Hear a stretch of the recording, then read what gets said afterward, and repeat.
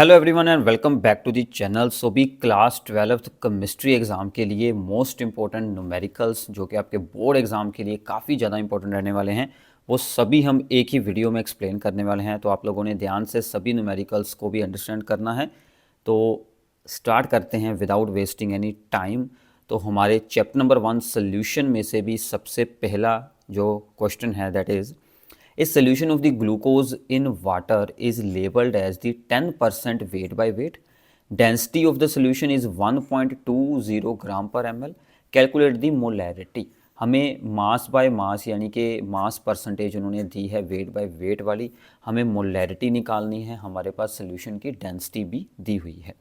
तो सिंपल है कि सबसे पहले जो आपको यहाँ पर मास परसेंटेज दिया था 10% ग्लूकोज, इसका मीनिंग क्या होता है कि हमारे पास 10 ग्राम ग्लूकोज है इन 100 ग्राम ऑफ दी सोल्यूशन।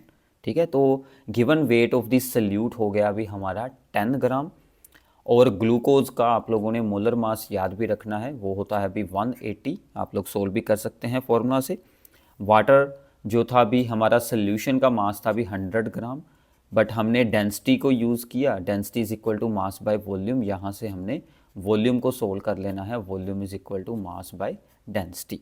वॉल्यूम क्यों सोल्व की है? क्योंकि हमने मोलैरिटी को सोल्व करना है। मोलैरिटी होती है अभी number of moles bye volume of solution in ml into the 1000। तो नंबर ऑफ मोल्स का हमने फार्मूला लगा दिया अभी गिवन मास बाय मोलर मास। ठीक है, ऊपर हमने सोल्व किए हैं number of moles that is given mass of the solute bye molar mass of the solute. दोनों की वैल्यूज को पुट किया। वॉल्यूम का आंसर जो हमने यहाँ पर निकाला था 100 बाय 1.20 वो हमने पुट किया। तो यहाँ से भी आपकी सिंपल सी कैलकुलेशन होकर ये हमारा आंसर आ जाएगा 0.667 मोलर। ठीक है, तो ऐसे आप लोग मास परसेंटेज और डेंसिटी से मोलैरिटी को निकाल सकते हैं। इतना क्लियर है अभी? तो आगे चलते हैं। सेकंड क्वेश्चन है वेपर प्रेशर के ऊपर कि vapour pressure of the pure water at a certain temperature is this one. So this is the pure water का हमें वेपर प्रेशर दिया गया है। If 0.1 mole of A non volatile non electrolyte solute is dissolved in 100 gram of the water. हमें moles of the solute भी दिए गए हैं और वेट ऑफ द सोलवेंट भी हमें दिया गया है। हमें सोल्व करना है अभी vapour pressure of the solution के बाद में वेपर प्रेशर सोल्यूशन का क्या यहाँ पर बनने वाला है। तो सिंपल है, अभी हमें पी ए नोट दिया गया है that is the vapour pressure of the pure solvent A. ठीक है, ए हमारा वाटर को रिप्रेजेंट करता है और given weight of the water है अभी 100 ग्राम। वाटर का मोलर मास होता है अभी हमारे पास 18 ग्राम।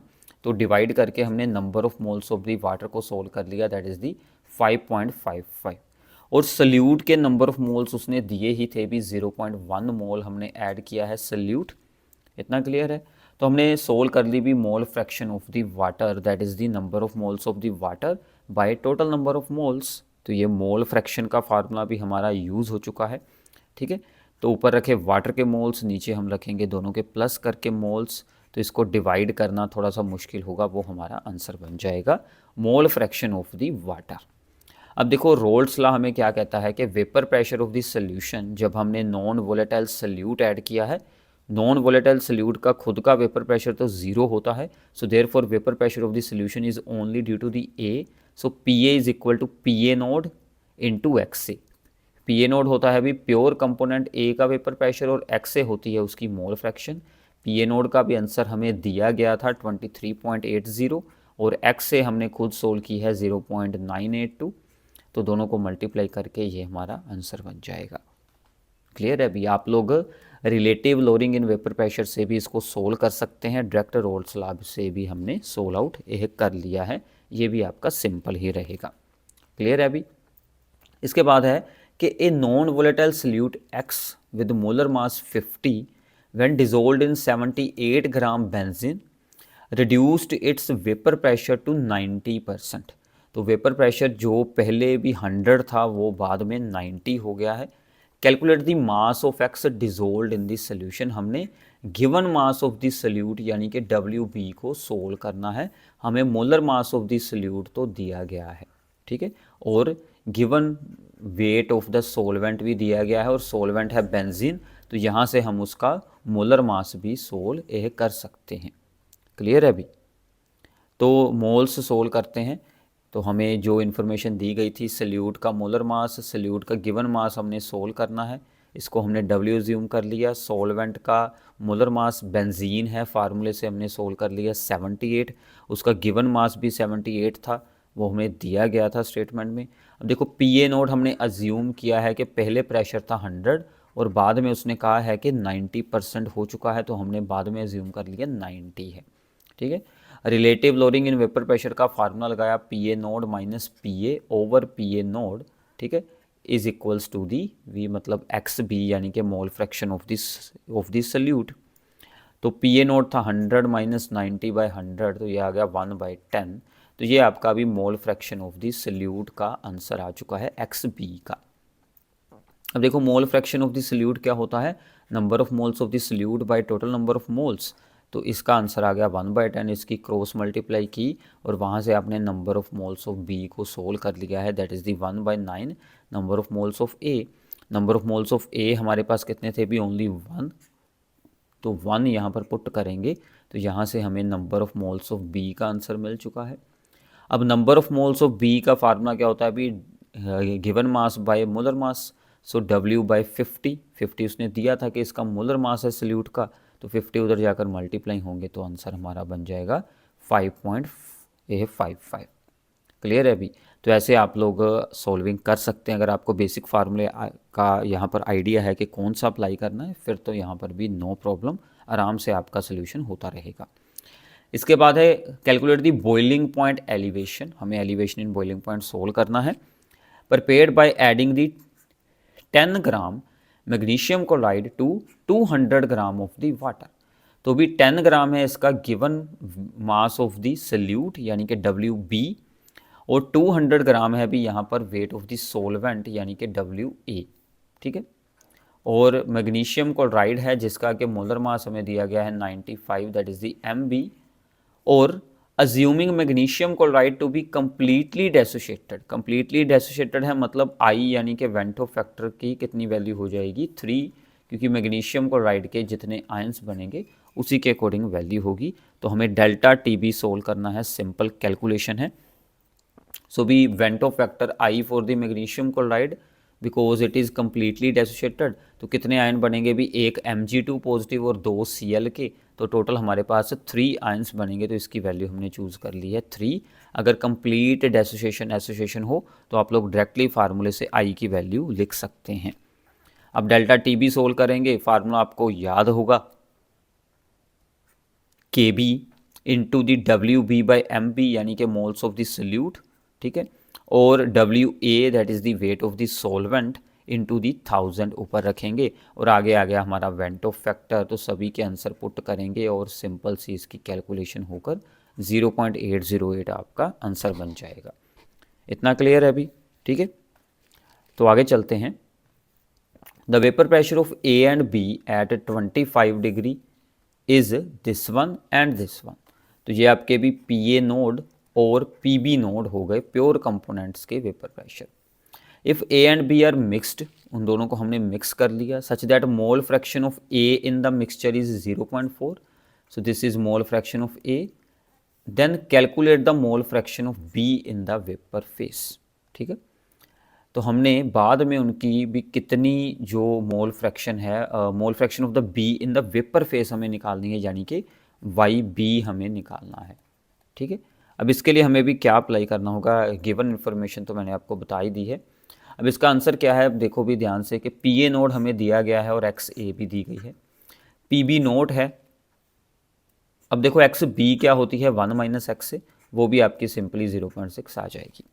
हमने बेसिक रोल्स लॉ को अप्लाई किया, दोनों कंपोनेंट A का प्रेशर इन सोल्यूशन, B का pressure in solution, PA node into XA और PB नोड इंटू XB करके सोल्व कर लिए, ठीक है। तो ये दोनों के अपने अपने जो वेपर प्रेशर हैं इन द सोल्यूशन, उनको मिक्स करने के बाद अब टोटल क्या बनेगा, प्रेशर दोनों को हमने कर दिया अभी प्लस, तो हमारा टोटल प्रेशर बन जाएगा 45।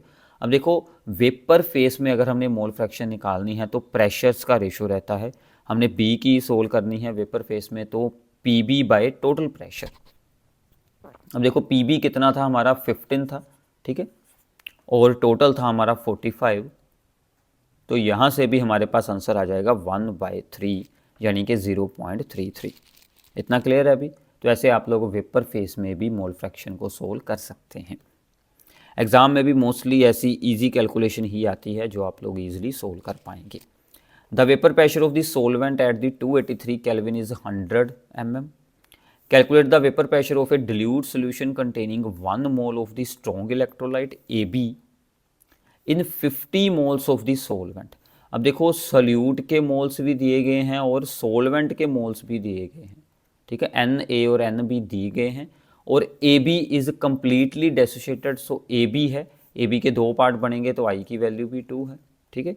तो हमने वेपर प्रेशर निकालना है, आप लोग रोल्स लॉ को अप्लाई कर सकते हैं। तो प्योर कंपोनेंट A का वेपर प्रेशर PA0 हमें दिया गया है। क्लियर है अभी? तो सारी इन्फॉर्मेशन मैंने आपको बता दी है, जस्ट हमने पहले मोल फ्रैक्शन निकालें और बाद में आप लोग इजीली सोल्व कर सकते हैं। Number of moles of B और ए दिए गए थे तो हमने एक्स बी सोल्व कर ली, बी के moles by number of moles of A plus B, ठीक है। अब देखो वेंटो फैक्टर लगाया तो आई की वैल्यू 2 आ जाएगी। आगे फिर हम लोग अपना मेन फार्मूला लगाएंगे भी relative lowering in vapour pressure का। So P A naught minus P A over P A node into X is equal to I into X B यानी कि वेंटो फैक्टर। तो सभी वैल्यूज़ हमने यूज़ की, बस हमने प्रेशर सोल्व करना था वो ऐसे ही रखेंगे, क्रॉस मल्टीप्लाई करके आप इसकी कैलकुलेशन करेंगे तो आपको ईजिली आंसर मिल जाएगा। क्लियर है अभी? तो काफ़ी इंपॉर्टेंट ऐसी प्रॉब्लम्स हैं, कैलकुलेशन कुछ खास नहीं मुश्किल है, ईजिली हो जाती है। इसके बाद है 1 molar aqueous solution of an electrolyte A2B3। कौन सा इलेक्ट्रोलाइट है अभी? A2B3, ठीक है। इज 60% आयनाइज्ड, ये ओनली 60% आयनाइज्ड हुआ है, मतलब कंप्लीट ब्रेकडाउन नहीं हुआ है, वीक इलेक्ट्रोलाइट है, ठीक है। Calculate the boiling point of the solution, हमने डेल्टा टीबी निकालना है। अब देखो डेल्टा टीबी के लिए हमें क्या चाहिए अभी? केबी चाहिए, नंबर ऑफ मोल्स चाहिए, वो भी हो गया, ठीक है। सो सबसे पहले हमने क्या किया अभी, जो A2B3 है इसको ब्रेक डाउन करके उसके भी यहाँ पर आयंस बनाकर देखेंगे। तो B के ऊपर चार्ज आएगा अभी 2 और A के ऊपर चार्ज आएगा अभी A3, जब इनके बनेंगे V मतलब आयंस, ठीक है। तो टोटल भी हमारे पास 5 आयन बन रहे हैं और अल्फ़ा की वैल्यू दी गई है 60% यानी कि 0.60। अब देखो अल्फ़ा और आई का आपस में रिलेशन क्या है वो आपने ये याद रखना है। Alpha is degree of the dissociation which is equals to the I-1 over M-1, ठीक है। तो यहाँ पर हमने आंसर पुट किया अभी m का, दैट इज़ दी 5-1 4, तो ये आ गया I-1 ओवर 4, अल्फ़ा के साथ जाकर 4 हो जाएगा अभी यहाँ से multiply, I-1 is equal to 4 alpha, बाद में इस तरफ का 1 अगर प्लस हुआ तो ये आपको अल्टीमेटली आंसर मिलेगा अभी 3.40, जो यहाँ पर I की वैल्यू है। बाकी हमारा सिंपल है क्योंकि हमें मोलैलिटी दी गई थी भी डायरेक्टली 1, KB का आंसर भी दिया गया था, इनटू हमने करना है अभी ओनली यहाँ पर वेंटो फैक्टर I, तो हमें डेल्टा TB यहाँ से मिल जाएगा। और जो आपका ओवरऑल बॉइलिंग पॉइंट रहेगा वो आपने 100 में इसे कर देना है प्लस, तो आपको ओवरऑल बॉइलिंग पॉइंट भी अपना मिल जाएगा। क्लियर है अभी? तो ऐसे आप लोग इसको सोल्व आउट कर सकते हैं। काफ़ी इंपॉर्टेंट क्वेश्चन है अभी, डिग्री ऑफ डेसोसिएशन के ऊपर रिलेटेड वैल्यू है। A solution of the phenol was obtained by dissolving this kilogram of the phenol in 1 kilogram of the benzene, ठीक है। किलोग्राम में अभी यूनिट्स दी गई हैं। Experimentally it was found to be 73% associated, तो फिर से हमें अल्फा दिया गया है डिग्री ऑफ एसोसिएशन, ठीक है, जैसे हमने पिछला न्यूमेरिकल किया है बिल्कुल सेम है। Calculate the depression in the freezing point recorded, हमारा जो डिप्रेशन इन फ्रीजिंग पॉइंट होगा वो हमें सोल्व करना है भी यहाँ पर, यह कितना होगा, ठीक है। चलो अब यहाँ पर देखो भी एसोसिएशन हो रही है, तो यहाँ पर मोस्ट प्रोबेबली आपके पास भी डाइमर बनते हैं, यानी कि 2 मॉलिक्यूल अटैच होकर एक बन जाते हैं, तो उसी के ऊपर हम इसे सोल्विंग करने वाले हैं। So given weight of the salute, इसको हमने ग्राम में चेंज किया, molar mass of the phenol उसको सोल्व कर लिया, उधर वेट ऑफ द सोलवेंट दिया था वो तो चलो अपना सिंपल ही है। अल्फ़ा दी थी भी 0.73 यानी कि 73%। अब देखो भी फिनोल क्या करेगा, भी डाइमर बनाएगा, ठीक है, 2 मॉलिक्यूल आपस में अटैच हो, इसको बोलते हैं भी डाइमर फॉर्मेशन। तो फिनोल भी यहाँ पर बनाता है सोल्यूशन में जाकर डाइमर, तो N की वैल्यू 2 हो गई, ठीक है। तो एसोसिएशन के केस में फार्मूला थोड़ा सा चेंज होगा, अभी i-1 ओवर यहाँ पर आएगा 1 ओवर v n-1। तो हमने 2 पुट किया, आंसर सोल्व किया, तो ये वैल्यू आएगी। क्रॉस मल्टीप्लाई करने के बाद आपको एग्जैक्ट आंसर मिल जाएगा, दिस वन। ठीक है भी, ऐसे आप लोग वेंटो फैक्टर आई को भी इस न्यूमेरिकल में से सोल्व कर पाएंगे। इतना क्लियर है अभी। और इसी को आगे भी यूज़ करके हमने क्या कर देना है कि हमारा जो ऑब्जर्व्ड डेल्टा टी एफ है उसको हम लोग भी आगे सोल्व कर सकते हैं कि जो ऑब्जर्व्ड वैल्यू हुई है अभी डिप्रेशन इन फ्रीजिंग पॉइंट की आई इंटू के एफ नंबर ऑफ मोल्स, और यहाँ पर आएगा अभी given mass of the solvent into 1000। तो डेल्टा टी बी जैसा ही सिमिलर फार्मूला है, सेम टू सेम, जैसे आपने डेल्टा टी बी का फार्मूला किया है वैसे आप लोग डेल्टा टी एफ का फार्मूला भी लर्न कर सकते हैं, सिर्फ के बी और के एफ का ही डिफरेंस होने वाला है। ठीक है भी, तो ये सभी आपकी जो है वो यहाँ से सोल्विंग हो जाएगी। So now this is also very very interesting problem बी के osmotic pressure of solution of the cane sugar was found to be this one. If the solution was diluted 5 times calculate the osmotic pressure at the same temperature. हमने इस solution को dilute कर दिया है 5 times, तो अब new osmotic pressure क्या रहेगा। How can the osmotic pressure of the given cane sugar solution be decreased without changing its volume. और इसके अलावा हम लोग कैसे ऑस्मोटिक प्रेशर को डिक्रीज कर सकते हैं विदाउट चेंजिंग द वॉल्यूम। ठीक है, अब देखो हमें पाई 1 दिया था यानी कि ऑस्मोटिक प्रेशर, टेम्परेचर दिया था 300 केल्विन, हमने फार्मूला लगाया pi is equal to C R T, concentration यानी कि molarity, R universal gas constant, T हमारा टेम्परेचर, मोलैरिटी सी का formula number of moles of the solute by volume of the solution. ठीक है, अब देखो बाद में कितना हुआ कि हमने वॉल्यूम को डिल्यूट कर दिया, 5 टाइम्स कर दिया हमने सोल्यूशन को डिल्यूट करके, तो बाकी सब कुछ तो सेम रहेगा, नंबर ऑफ मोल्स आर और टी। जो हमारी वॉल्यूम है भी वो यहाँ पर आ जाएगी 5 इंटू वी, बाकी सब कुछ सेम रहेगा। तो यहाँ से हमारा ओवरऑल आंसर क्या आ गया, अभी हमने 1/5 को सेपरेट कर लिया और ये हमारा पाई 1 का आंसर ही है, तो यहाँ पर ओवरऑल आंसर बन गया अभी हमारा पाई 1/5, यानी कि न्यू ऑस्मोटिक प्रेशर भी 5 टाइम्स डिक्रीज हो जाएगा। So this becomes the 0.492 atmospheric, 5 के साथ डिवाइड कर दिया। अब उसने कहा था वॉल्यूम ना चेंज करनी हो, ऑस्मोटिक प्रेशर जो है भी वो हमारा directly proportional to the temperature है, तो हम लोग टेम्परेचर को डिक्रीज़ करके भी ऑस्मोटिक प्रेशर को डिक्रीज़ कर सकते हैं। ठीक है भी, तो ये भी बात आपने साथ में ही याद रखनी है। सो आगे चलते हैं। ए 5% solution of the sodium sulphate, molecular weight हमें दिया गया है, इज आइसोटोनिक। आइसोटोनिक क्या होता है भी, जब ऑस्मोटिक प्रेशर दो सोल्यूशंस का इक्वल आ जाए। with the 2% solution of the non-electrolyte non-volatile substance X, find out the molecular weight of the substance X। तो हमारे पास भी दो सब्सटेंस हैं। ठीक है, सबसे पहला है 5% सोल्यूशन ऑफ द Na2SO4, तो इसको हमने क्या यूज़ कर लिया, so this is the 5 gram in 100 gram of the solution, तो इसके हमने मोल्स निकाल लिए। भी इसका गिवन वेट था 5 ग्राम, मोलिकुलर वेट हमें दिया गया था 322, डिवाइड किया तो हमारे पास आ जाएंगे भी number of moles of this sodium sulphate. अब आई की वैल्यू भी इसके लिए होगी हमारी 3, क्योंकि 2 सोडियम और एक SO4 के आयन बनेंगे, because sodium sulphate is a strong electrolyte, वो कंप्लीटली डेसोशिएट हो जाएगा। इसका हमने ऑस्मोटिक प्रेशर सोल्व करके रख लिया है यहाँ पर I इंटू N/V/RT। जब यहाँ पर डेसोशिएशन या एसोसिएशन होती है हम लोग वेंटो फैक्टर आगे यूज़ कर लेते हैं। I की वैल्यू लगाई गई और ये हमारी नंबर ऑफ मोल्स की वैल्यू है, और RT और V को हमने सेपरेट कर लिया। ठीक है भी, अब जो दूसरा सोल्यूशन था वो था भी 2% सोल्यूशन ऑफ सब्सटेंस X, जिसका कि मोलर मास हमने M अज्यूम कर लिया है, गिवन मास 2 ग्राम है, उसके भी हमने मोल्स निकाल लिए 2/m। अब ये एक नॉन इलेक्ट्रोलाइट नॉन वोलेटाइल है, नॉन इलेक्ट्रोलाइट यानी कि इसके लिए I की वैल्यू 1 रहेगी।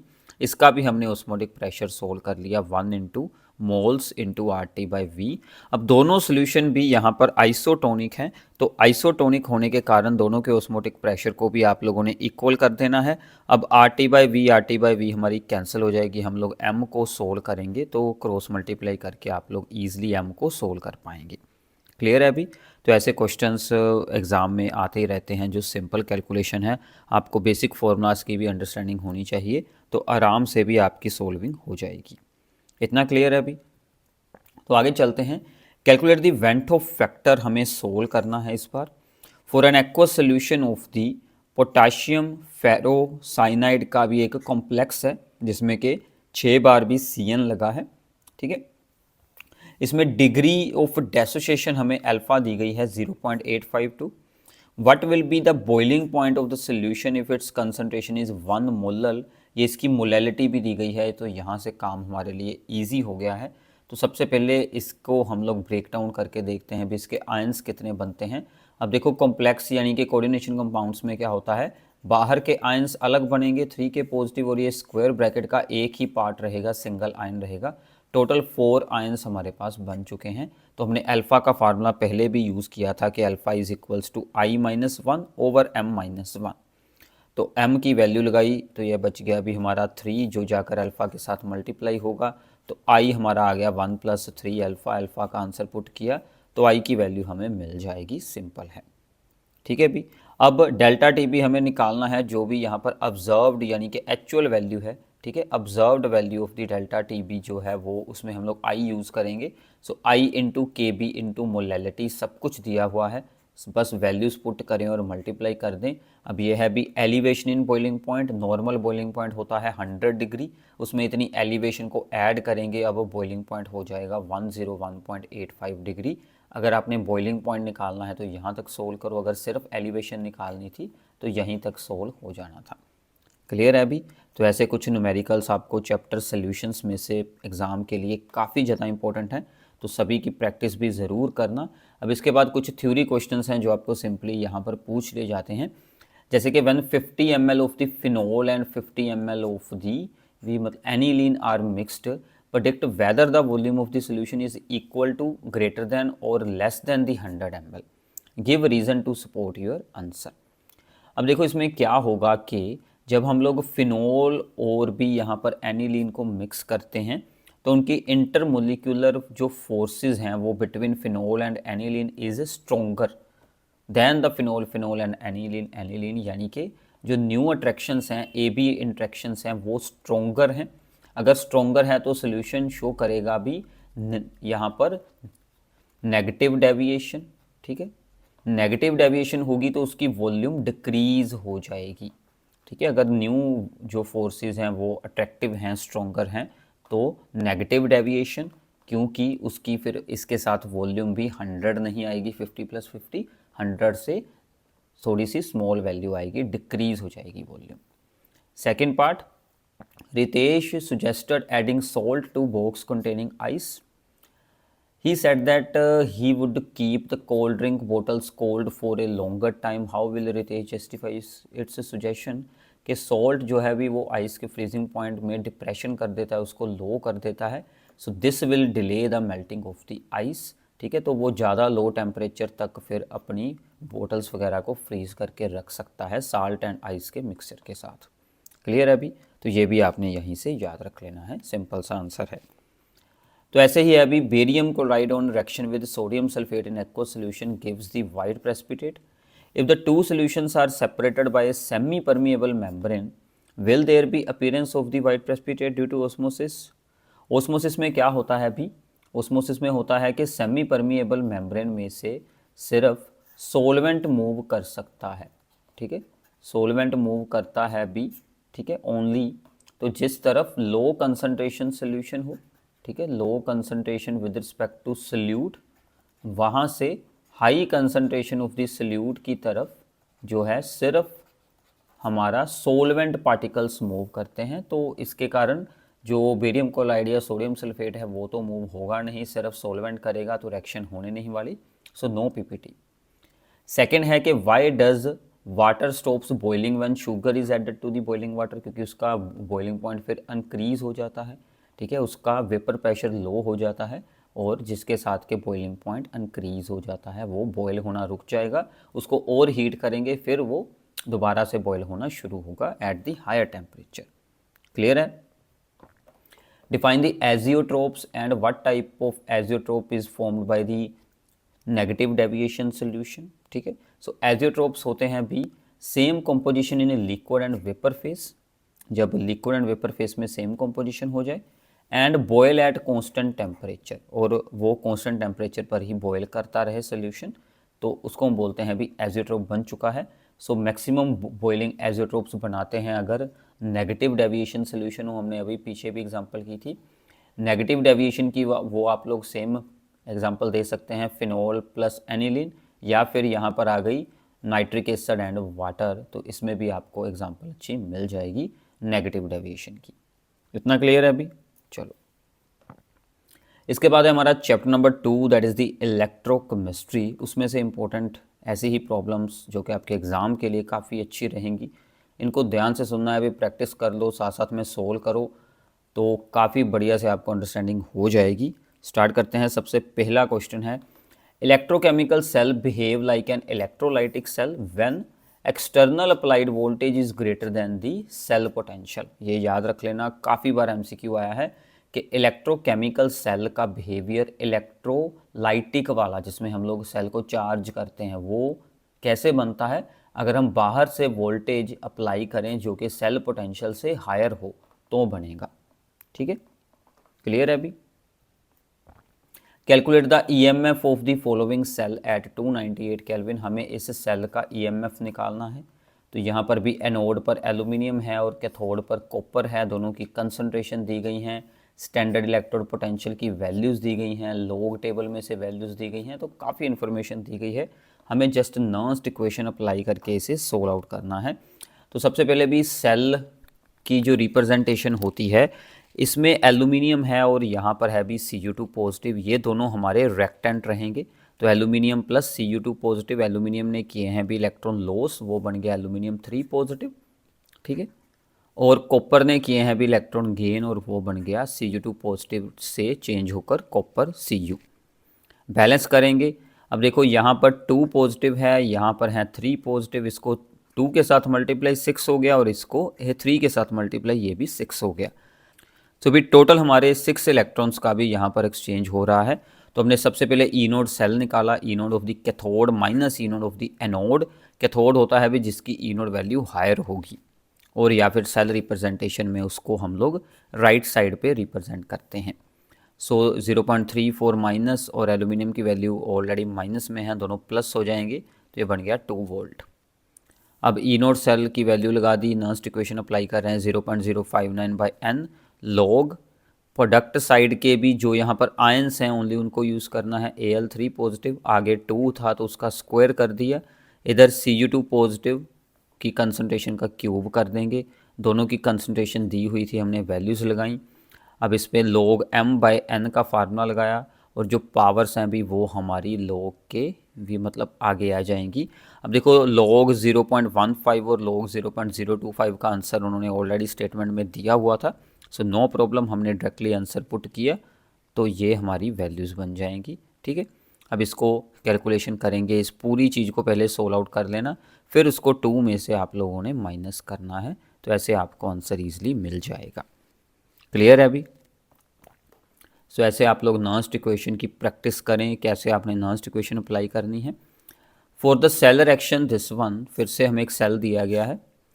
Calculate the equilibrium constant at the 25 degree Celsius, how much maximum work would be obtained by the operation of this cell. Standard values दोनों की दी गई हैं, पहले हम लोग स्टैंडर्ड पोटेंशियल ही निकालेंगे।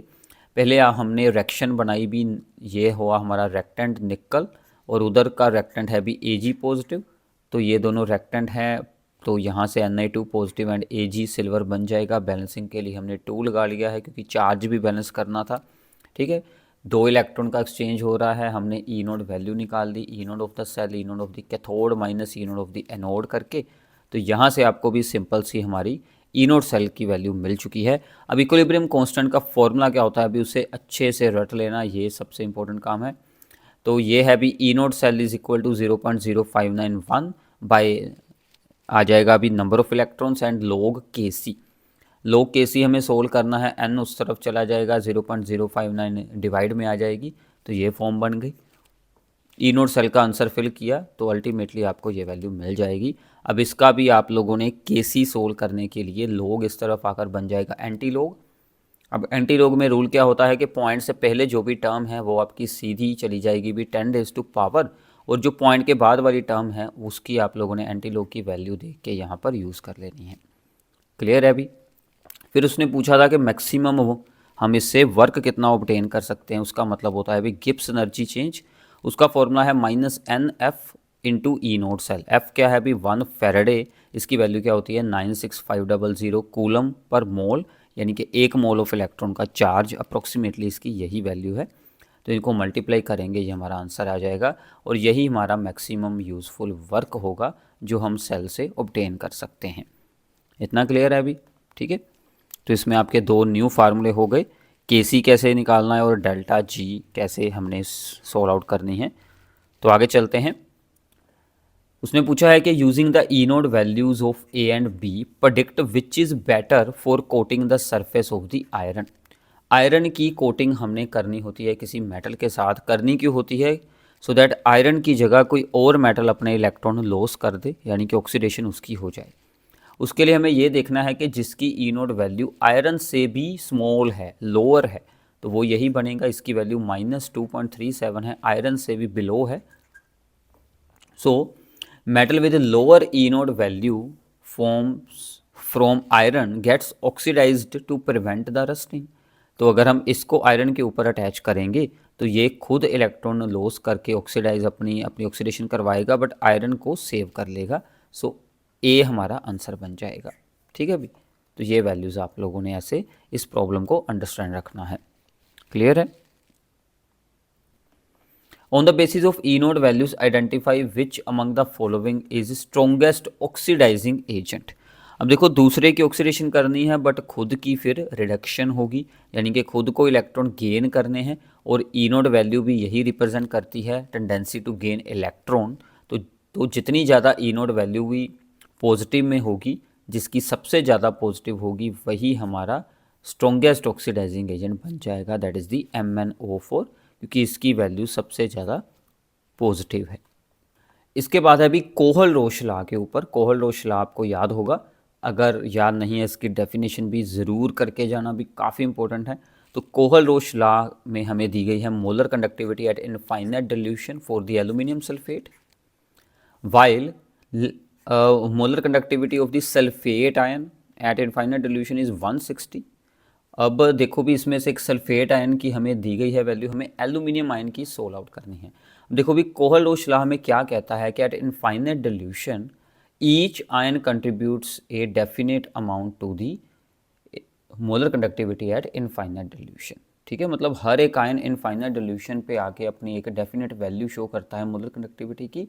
इन सिंपल वर्ड्स आप लोग जो भी आपका भी कंप्लीट सॉल्ट है, जो भी आपका कंप्लीट कंपाउंड है, उसको ब्रेक डाउन करके उसके भी जितने भी आयंस बनते हैं उनको सेपरेटली यहाँ पर शो कर सकते हैं इन द सम की फॉर्म में। उनको ऐड करके आपको कंप्लीट सॉल्ट की मोलर कंडक्टिविटी मिल जाती है। अब हमारे 2 एल्यूमिनियम आयन बनने थे और 3 हमारे सल्फेट हैं। सल्फेट का आंसर दिया गया है 160, एल्यूमिनियम का हमने सोल्व आउट करना है, तो ये 3 × 160 480 उधर जाकर होगा माइनस, तो ये बच गया 378, ये 2 जाकर होगा डिवाइड, तो ये आपका आंसर बन जाएगा। यूनिट्स भी आप लोग, यूनिट तो वैसे स्टेटमेंट में दिए हुए हैं, वही सेम हमने यूज़ कर लेने हैं। क्लियर है अभी? तो ऐसे आप लोग इसको सोल्व कर सकते हैं, छोटा सा न्यूमेरिकल है। ऐसे भी एक और है कि हमने यहाँ पर molar conductivity at infinite dilution for the sodium chloride HCl and sodium acetate, ये 3 वैल्यूज़ हमें दी गई हैं। AC मतलब है भी यहाँ पर एसीटेट, यानी कि CH3COO, इसको बोलते हैं एसीटेट। इसके साथ अगर सोडियम लग गया तो ये बन जाएगा, ठीक है, सोडियम एसीटेट। हमें इसकी मोलर कनेक्टिविटी निकालनी है अभी HAC, यानी कि यहाँ पर ST61, ठीक है, AC की जगह हमने लगाया CH3CO और साथ में H है, सो दिस इज ST61। अब देखो, सोडियम एसीटेट में से एसीटेट ग्रुप आ जाएगा, फिर HCl में से भी हमें हाइड्रोजन मिल जाएगी, तो ये तो कंप्लीट बन गया कंपाउंड। अब एक्स्ट्रा क्या है अभी, सोडियम और Cl, इन दोनों को हमने माइनस कर देना है सोडियम क्लोराइड के साथ। क्लियर है अभी? तो अब इन सभी की वैल्यूज़ लगाएं, बस सिंपल ये इक्वेशन आपने एक बार बनानी थी। तो ऐसे हम लोग कोहल-रोश लॉ को यूज़ करके भी किसी भी वीक इलेक्ट्रोलाइट के लिए molar conductivity at infinite dilution को सोल्व कर सकते हैं। ओके अभी इसके बाद है conductivity of 0.001 molar acetic acid, ये उसकी मोलैरिटी है, ये उसकी भी कंडक्टिविटी है। ठीक है, ये उसकी मोलैरिटी आ गई। Calculate its degree of dissociation if lambda M node for the acetic acid is this one. अब देखो इनफाइनाइट डिल्यूशन पर कितनी उसकी मोलर कंडक्टिविटी है वो हमें दी गई है। हमें सिंपल उसकी मोलर कंडक्टिविटी निकालनी है, कंडक्टिविटी इंटू 1000 बाय मोलैरिटी। सभी वैल्यूज़ दी गई हैं, बस आपने मल्टीप्लाई करना है अभी सिंपल। 78 बन गया, तो अल्फ़ा क्या आएगा अभी molar conductivity by the molar conductivity at infinite dilution, दोनों को डिवाइड करेंगे तो आंसर मिल जाएगा। ठीक है, अभी इसकी तो कैलकुलेशन भी बिल्कुल ही सिंपल थी, आप लोग ईजिली इसे सोल्व कर सकते हैं। ओके अभी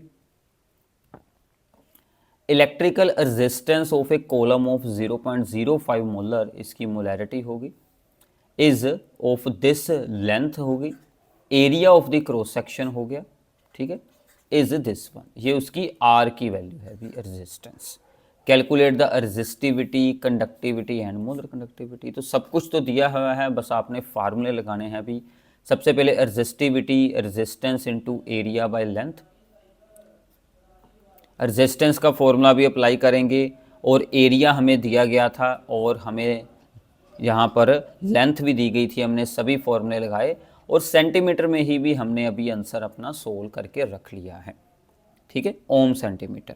अब कंडक्टिविटी क्या होगा अभी, इसका रेसिप्रोकल हो जाएगा, तो इसका रेसिप्रोकल करेंगे, तो भी इसका रेसिप्रोकल होगा तो हमें कंडक्टिविटी मिल जाएगी, तो उसकी वैल्यू बनेगी भी दिस वन। अब मोलर कंडक्टिविटी, अगर हमारे पास भी कंडक्टिविटी आ गई फिर तो सिंपल है, K इंटू 1000 बाई एम करेंगे तो सिंपली आपको मोलर कंडक्टिविटी भी मिल जाएगी। तो भी तीनों फार्मूले भी आपके एक ही न्यूमेरिकल में हो रहे हैं, इनको अच्छे से ज़रूर प्रैक्टिस करो, आपको फार्मूला फिर ही याद होगा, फिर ही आप अच्छे से एग्जाम में जाकर सोल्व कर पाएंगे। सो भी इसके बाद एक वेरी सिंपल सी प्रॉब्लम है अभी, X and Y are the two electrolytes on dilution molar conductivity of X increases by 2.5 times and Y increases by 25 times. अब देखो Y की कंसंट्रेशन में बहुत ही ज़्यादा चेंज आया है, X में वेरी स्मॉल चेंज है, तो which of the two is weak electrolyte. अब यहाँ पर आप लोगों ने बात क्या याद रखनी है कि अपॉन डिल्यूशन करने पर वीक इलेक्ट्रोलाइट की कंसंट्रेशन एकदम से, वीक इलेक्ट्रोलाइट की मोलर कंडक्टिविटी एकदम से इंक्रीज हो जाती है। सो वीक इलेक्ट्रोलाइट हुआ भी हमारा Y। ठीक है, सो Y is our weak electrolyte. और जो स्ट्रॉन्ग होता है अभी उसमें वेरी स्मॉल चेंज आता है, Y में एकदम से शार्प यहाँ से चेंज आएगा और उसकी कर्व ऐसे ऊपर को चली जाएगी सीधी, जैसे ही हम लोग कंसंट्रेशन को ज़ीरो के पास अप्रोच करेंगे। ठीक है भी, और स्ट्रॉन्ग इलेक्ट्रोलाइट में वेरी स्मॉल चेंज आता है, उसकी ऐसे स्ट्रेट लाइन कर्व बनने वाली है क्योंकि उसमें पहले से ही भी कंप्लीट आयनाइजेशन हो चुकी होती है। बट वीक में जैसे हम सोल्यूशन को डिल्यूट करेंगे तो उसमें भी यहाँ पर आयनाइजेशन और ज़्यादा हो जाती है और मोलर कंडक्टिविटी इंक्रीज हो जाती है, रैपिड इंक्रीज आता है। क्लियर है अभी? तो ऐसे कुछ स्मॉल क्वेश्चंस भी कई बार आ जाते हैं, जैसे कि ये है कि how much charge in terms of the Faraday is required to reduce 1 mole of the MnO4 to Mn2 positive. अब देखो भी MnO4 जो है आपने उसमें ऑक्सीडेशन स्टेट चेक करनी है, भी Mn की होती है +7, अब Mn2 पॉजिटिव में है भी +2, तो 1 मोल के लिए कितने इलेक्ट्रॉन्स गेन करेगा अभी वो 5 मोल ऑफ इलेक्ट्रॉन्स। तो यहाँ पर 5 मोल ऑफ इलेक्ट्रॉन्स का चेंज आ रहा है क्योंकि +7 टू +2 हो गई है ऑक्सीडेशन स्टेट। सो 1 मोल को रिड्यूस करने के लिए हमें 5 मोल यानी कि 5 फेरेडे इलेक्ट्रिसिटी, 1 मोल इलेक्ट्रॉन मतलब 1 फेरेडे इलेक्ट्रिसिटी की रिक्वायरमेंट यहाँ पर रहने वाली है। क्लियर है अभी? ऐसे ही है कि how many coulombs are required for oxidation of the 1 mole of the water to oxygen. अब देखो वाटर की ऑक्सीडेशन की आपको रिएक्शन याद होनी चाहिए, ये वैसे भी काफ़ी इंपॉर्टेंट रिएक्शन है। जब भी वाटर ऑक्सीडाइज होता है तो वैसे तो मेन रिएक्शन ये होती है कि 2 moles 4H positive oxygen and 4 electrons यहाँ से रिलीज होते हैं, बट हमें ओनली 2 इलेक्ट्रॉन्स यहाँ पर रखने हैं क्योंकि हमें वाटर का 1 मोल चाहिए। तो हमारी इक्वेशन यहाँ से बनेगी 1 मोल ऑफ H2O से हमें 2 मोल ऑफ इलेक्ट्रॉन्स मिलते हैं, तो 2 मोल ऑफ इलेक्ट्रॉन्स यहाँ पर भी हमें रिक्वायर्ड होंगे अगर हमें वाटर की ऑक्सीडेशन करनी है। यानी कि अगर हम इसे चार्ज में सोल्व करें तो 1 मोल ऑफ जो इलेक्ट्रॉन है उस पर चार्ज होता है 96500, तो मल्टीप्लाई करेंगे तो अप्रॉक्सीमेटली ये वैल्यू आ जाएगी। क्लियर है अभी? तो ऐसे सिंपल जो यहाँ पर फेराडेज लॉ के ऊपर आती हैं भी प्रॉब्लम, वो आप लोगों ने यहाँ से सोल्व आउट करनी है। अब है कि जो फेराडे लॉ का भी मेन फार्मूला है उस पर भी आपको न्यूमेरिकल आ जाता है। वो क्या है? स्टेटमेंट को ध्यान से अंडरस्टैंड कीजिए कि calculate the mass of the silver, ठीक है, silver deposited at the cathode when a current of the 2 ampere was passed through a solution of the AgNO3 for 15 minutes। अब देखो भी यहाँ पर हमें टाइम दिया गया है और करंट दिया गया है, सिल्वर का कितना वेट कैथोड पर जाकर डिपॉजिट हो रहा है वो हमें सोल्व आउट करना है। ठीक है, अब देखो सिल्वर 1 इलेक्ट्रॉन गेन करता है तो सिल्वर बन जाएगा। सिल्वर का मोलिकुलर वेट आपको याद भी होना चाहिए 108 है। वैसे मोस्टली आपको स्टेटमेंट में ऐसी सारी इंफॉर्मेशन दी होती है। अब हमें सबसे पहले निकालना है भी यहाँ पर Z होता है इलेक्ट्रोकेमिकल इक्विवेलेंट। ठीक है, तो वो उसका फार्मूला क्या है भी? Molar mass charge on the metal ion into 96500, इन दोनों को डिवाइड में रखना है। मोलर मास आ गया अभी इसका 108, ओवर में आ गया चार्ज 1 और साथ में 96500।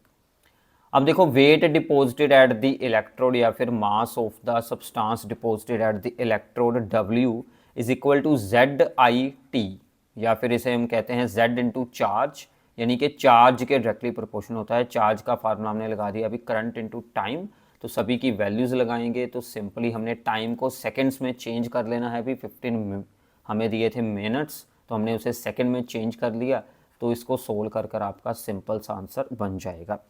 So this is the Faraday's law of the electrolysis, उसके ऊपर बेस्ड भी न्यूमेरिकल है। क्लियर है?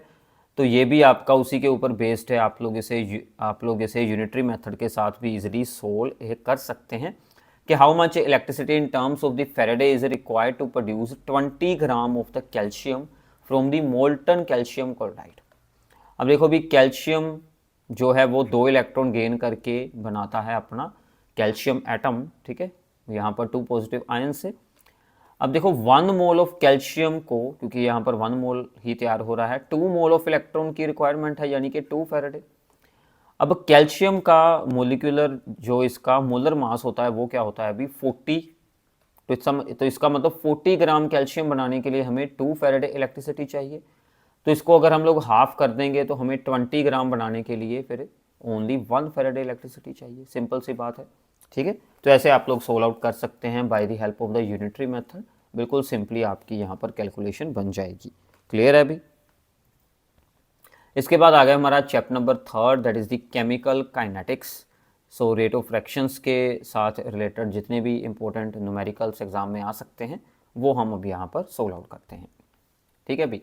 सो सबसे पहली प्रॉब्लम है जो है कि इन ए रिएक्शन 2A रिएक्टेंट है, इससे बन रहे हैं अभी product, the concentration of A decreases from this to this. ठीक है, इन 10 मिनट्स हमें टाइम दिया है, चेंज इन कंसंट्रेशन दिया है। और अब देखो भी रेक्टेंट के आगे 2 लगा है। अगर आपने ध्यान से इस चैप्टर के रूल्स को याद रखना है तो जब हम रेक्टेंट के change in concentration of reactant by change in time की फॉर्म में हमें रेट लिखना है, तो जो उसका आगे कोफिशिएंट है वो डिवाइड में आ जाएगा, 1/2 आ जाएगा। ठीक है अभी? और रेक्टेंट है तो आगे साइन लगेगा माइनस का। तो चेंज इन कंसंट्रेशन हुआ है 0.4 टू 0.5, सो हमने कर दिया 0.4 माइनस 0.5। ओवर आ गया अभी हमारा टाइम, दैट इज द 10। तो हमने मिनट को ऐसे ही रखा है, तो आप लोगों का आंसर भी मिनट्स में बन जाएगा। तो इसकी पूरी आप लोगों ने कैलकुलेशन कर देनी है, सिंपल है। तो ये बच गया अभी 5 × 10⁻³ मोल पर लीटर पर मिनट बन जाएगा टाइम के यूनिट। अगर आप चेंज कर दोगे तो पर सेकंड बन जाएगा, उसमें कोई इशू नहीं है। तो ऐसे आपने इसकी सिंपली कैलकुलेशन करनी है। ठीक है, अगर हमें change in concentration of reactant और टाइम दिया हो तो। ऐसे ही एक और प्रॉब्लम है कि decomposition of ammonia on the platinum surface is 0 order reaction. याद भी रख लेना, भी एग्जांपल है। What are the rates of the production of the nitrogen and hydrogen. अब देखो अमोनिया जब डिकम्पोज होता है तो क्या बनती है? Nitrogen and the hydrogen. ठीक है, तो हमने क्या किया, अभी यहाँ से 1 मोल अमोनिया के अकॉर्डिंग हमने रिएक्शन लिखी है, तो यहाँ पर 2 आ गया इनकी डिवाइड में, वैसे 2 यहाँ पर होता है। अब ये जीरो ऑर्डर रिएक्शन है, तो rate of reaction is equal to K, यानी कि rate constant, which is equals to 2.5 into 10⁻⁴। तो हमारे रेट का भी आंसर सेम ही बन जाएगा, के इक्वल ही हमारा रेट बन गया, जीरो ऑर्डर रिएक्शन है। तो नाउ रेट, अगर हमने इक्वेशन से देखकर रेट की इक्वेशन बनानी हो complete, so rate is equal to minus change in concentration of reactant by time. अब यहाँ पर 1/2 था, तो इसका रेसिप्रोकल आगे लग गया अभी 2 into change in concentration of the nitrogen by time. ऐसे ही यहाँ पर भी हाइड्रोजन का कोफिशिएंट का भी रेसिप्रोकल हो जाएगा यहाँ पर, ठीक है। अब हमें सोल्व करना है भी एक बार यहाँ पर नाइट्रोजन की फॉर्मेशन का रेट, उसको यूज़ करते हैं साथ में रेट को, और एक साइड पर भी हमने ऐसे ही सिमिलरली यहाँ पर हाइड्रोजन वाली इक्वेशन लिख ली। अब रेट का आंसर तो था हमारे पास, तो रेट की वैल्यू पुट की, ये 2 इधर आकर डिवाइड हो गया, तो इसको हमने कैलकुलेट किया तो आंसर आ गया rate of formation of the nitrogen. Similarly rate का आंसर फिल किया, ये 2/3 दूसरी तरफ गया तो ये बन गया 3/2, तो कैलकुलेशन कर दी गई। ऐसे हमने rate of the formation of the nitrogen and the rate of the formation of the यहाँ पर हाइड्रोजन को सोल्व आउट कर दिया। क्लियर है अभी? तो ऐसे है कि find the order of fraction, अगर आपको रेट ला दिया हो तो आपने ऑर्डर कैसे निकालना है। ऑर्डर क्या होता है, काफ़ी इंपॉर्टेंट है। रिएक्टेंट्स की जो भी पावर्स की गई हैं रेट ला में, रेट के फार्मूले में, उन पावर्स को भी आप लोगों ने प्लस कर देना है। सो 1/2 प्लस 3/2, सो ऑर्डर कितना बन गया अभी, 2 ऑर्डर बन जाएगा। तो ऐसे आप लोग सिंपली ऑर्डर ऑफ फ्रैक्शन को सोल्व कर सकते हैं। क्लियर है? अब ये भी काफ़ी इंपॉर्टेंट प्रॉब्लम है अभी कि ऑर्डर ऑफ हम लोग रेट ला को कैसे बनाते हैं रिएक्शन के मैकेनिज्म से। तो ये एक रिएक्शन थी भी 2H2O2 hydrogen peroxide iodide ions alkaline medium में ब्रेक होकर H2O एंड ऑक्सीजन में चेंज होता है। अब ये रिएक्शन का मैकेनिज्म आपको दिया गया है स्टेटमेंट में, step number 1 and step number 2। पहला स्टेप भी स्लो है और दूसरा स्टेप हमारा फास्ट है। हमें रेट ला और ऑर्डर दोनों सोल्व करने हैं। अब देखो रिएक्शन के मैकेनिज्म में जो स्लो स्टेप होता है, रेट ऑफ रिएक्शन उसी पर डिपेंड करता है। ठीक है, याद रख लो अच्छे से कि rate of reaction is dependent upon the slow step. So slow step is the rate determining step. So rate हम यहाँ से बनाएंगे H2O2 एंड साथ में भी यहाँ पर आयोडाइड आयन, इनके कोफिशिएंट 1 है, तो पावर्स भी हम लोग यहाँ पर 1 ही रखने वाले हैं दोनों रिएक्टेंट की। तो पहले स्टेप से हमने रेट ला बना दिया सिंपल। अब इन दोनों की पावर है 1 सो 1 + 1 टोटल ऑर्डर हमारा 2 बन जाएगा। क्लियर है अभी? तो ऐसे आप लोग इसे सोल्व कर सकते हैं। इसके बाद है the rate constant of a first order reaction is this one, ये हमारे के की वैल्यू है। ठीक है, how much time it will take to reduce the initial concentration to 1/16 of its value. अगर इनिशियल कंसंट्रेशन ए है तो बाद में कितनी बची, A/16, और के है हमारा 60/सेकंड। फर्स्ट ऑर्डर रिएक्शन है तो हमें टाइम सोल्व करना है, कितने टाइम में ऐसा होगा कि रिमेनिंग कंसंट्रेशन अपनी इनिशियल वैल्यू से 1/16 टाइम्स रह जाए। So time is equal to 2.303/K log R0/R। R0 होती है भी यहाँ पर इनिशियल कंसंट्रेशन और R होती है भी कंसंट्रेशन एट टाइम T। ठीक है, तो इन सभी के हमने आंसर पुट करने हैं। K की वैल्यू 60/सेकंड, इनिशियल कंसंट्रेशन हमने A एज्यूम की और बाद में A 16 है, तो 16 ऊपर चला जाएगा, A के साथ A हमारी कैंसिल हो गई, log 16। अब देखो log 16 की वैल्यू क्या आएगी, log 16 इज log 2⁴। तो 4 आगे आ गया, सो 4 इंटू log 2, तो log 2 की वैल्यू होती है अभी 0.301, तो वहाँ से हमने इसकी वैल्यू यूज़ कर ली है। ठीक है अभी, बाकी आपको वैल्यूज दी भी होती हैं, वो कोई इशू वाला काम नहीं है, तो मल्टीप्लाई करेंगे कैलकुलेशन करके हमारा आंसर बन जाएगा। क्लियर है अभी? तो ऐसे आपने ये जो फॉर्मूला है भी हमारा जो मेन यहाँ पर यूज़ हुआ है, this is for the first order reaction, इसको अच्छे से याद रख लेना है। ओके है? सो नाउ इसके बाद हमें भी यहाँ पर एक इनिशियल रेट मेथड का यहाँ पर भी इंफॉर्मेशन दी गई है यह स्टेटमेंट में, तो इसको यूज़ करके हमने rate law and rate constant को सोल्व आउट करना है। ठीक है, अब इसको देखकर आपने कैसे इक्वेशंस बनानी है, इसमें है क्या कि ए का इनिशियल अमाउंट ये यूज़ किया, बी का इनिशियल अमाउंट ये यूज़ किया, तो इनिशियल रेट ऑफ फ्रैक्शन ये हुआ।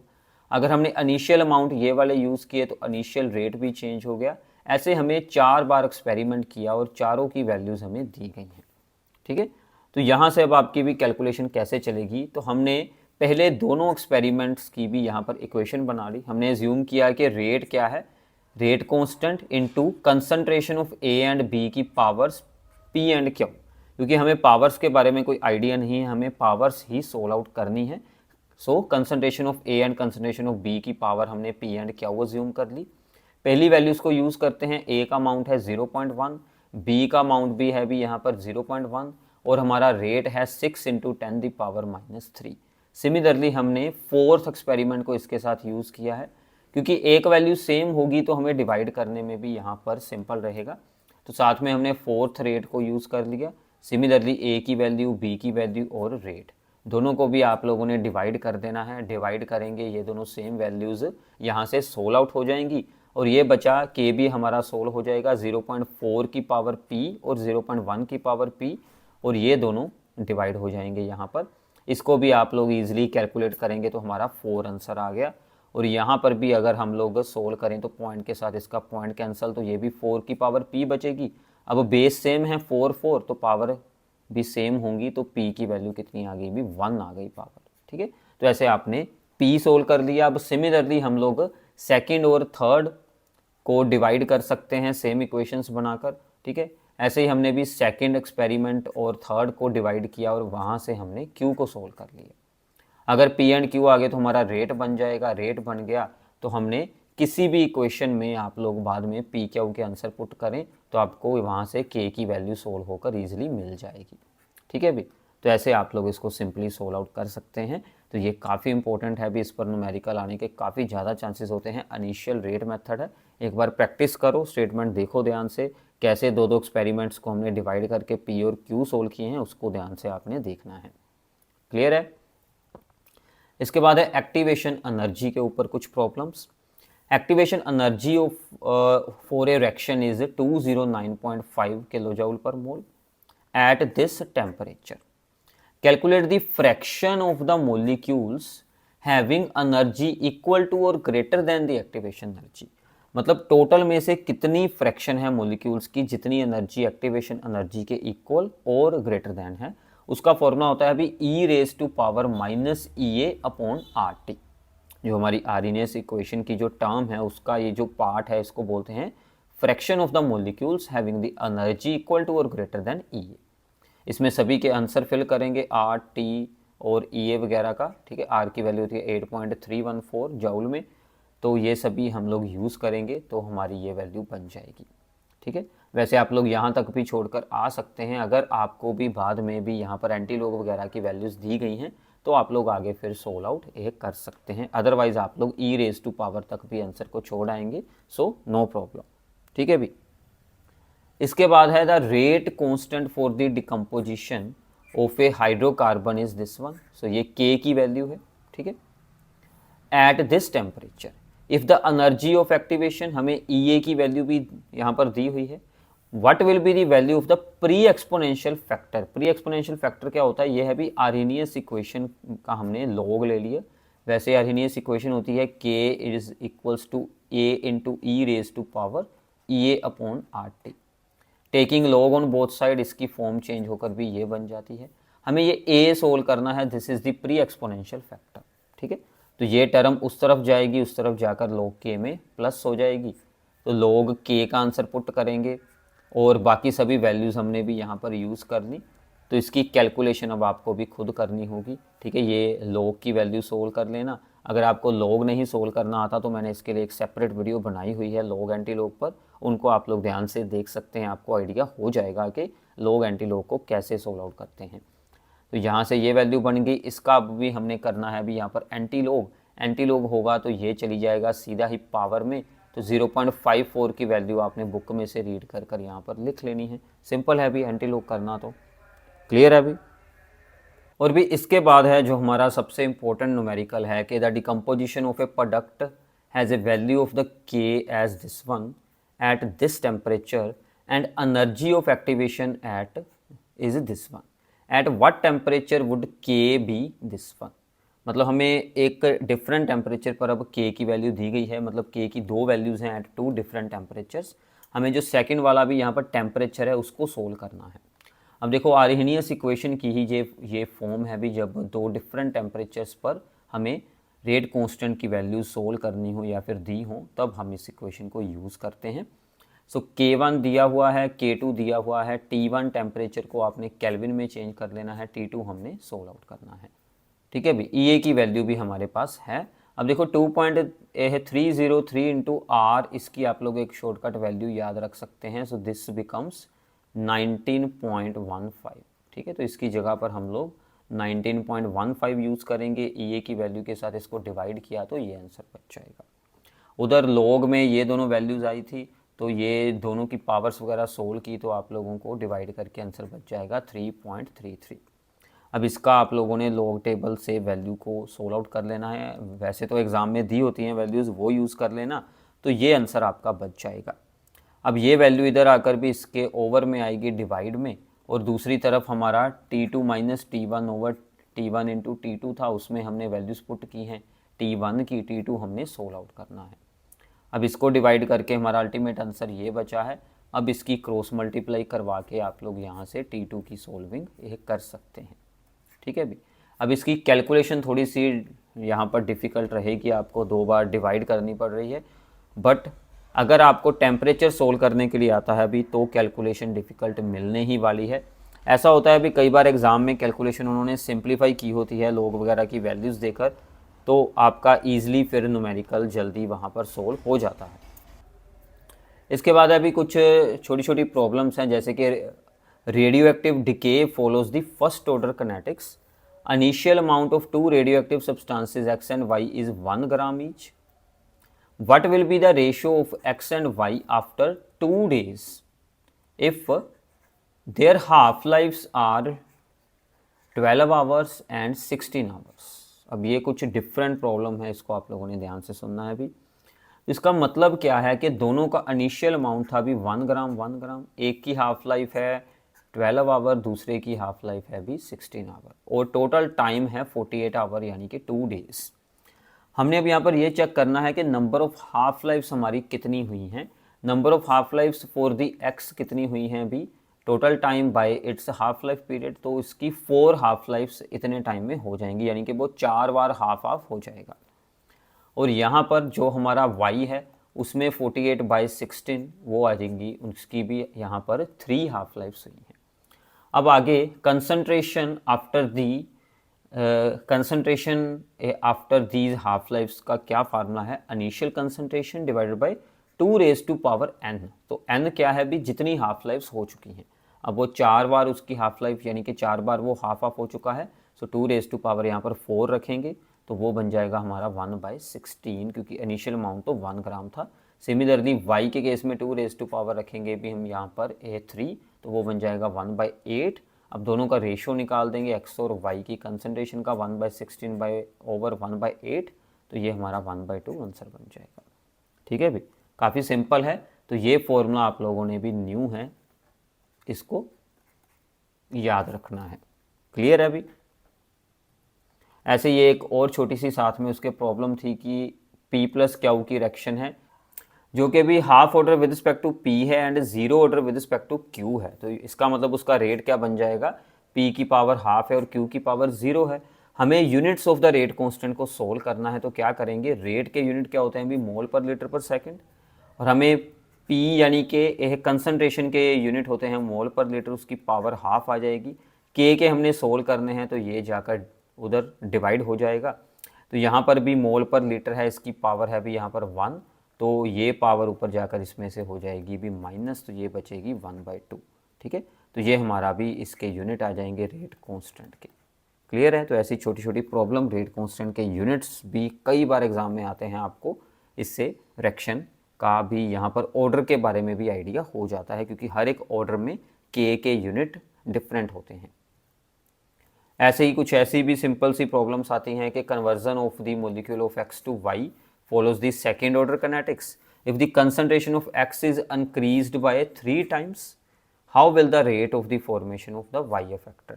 अब देखो हमें सेकेंड ऑर्डर किनेटिक्स दिया है, यानी कि उसका ऑर्डर 2 है। अगर हम कंसंट्रेशन को करते हैं अभी यहाँ पर 3 टाइम्स, तो इसका मतलब रेट क्या हो जाएगा, अभी हमारा 9 टाइम्स बन जाएगा। ठीक है, तो ऐसे आप लोगों ने इस पार्ट को सोल्व आउट करना है।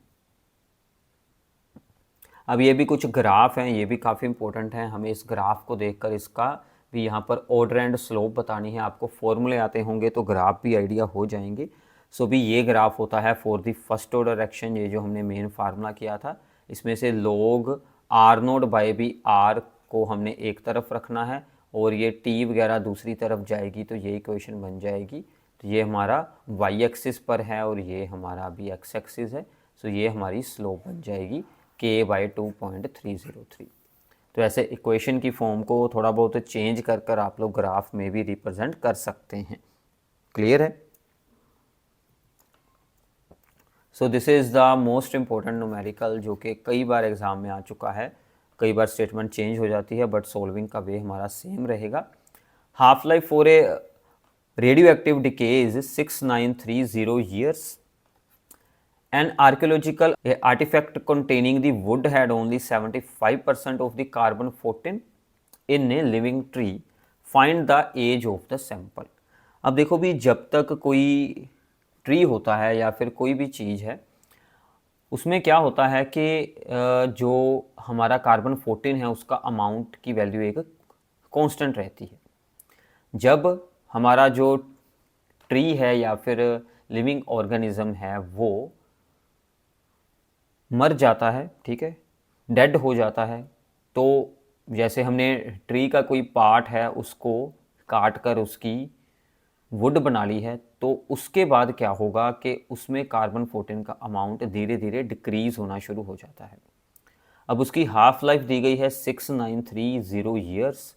इतने सालों में, यानी कि अप्रॉक्सीमेटली 7000 ईयर्स में भी उसका अमाउंट हाफ होगा। तो इस अमाउंट से हमें आइडिया हो जाता है भी कितना टाइम हुआ है इस ट्री को जब हमने वुड में चेंज किया था। ठीक है, ट्री को हमने काट कर उसमें से लकड़ी को यूज़ किया था। तो इसको बोलते हैं भी कार्बन डेटिंग। ठीक है, तो कार्बन डेटिंग के ऊपर आपको केस स्टडीज़ भी आती हैं।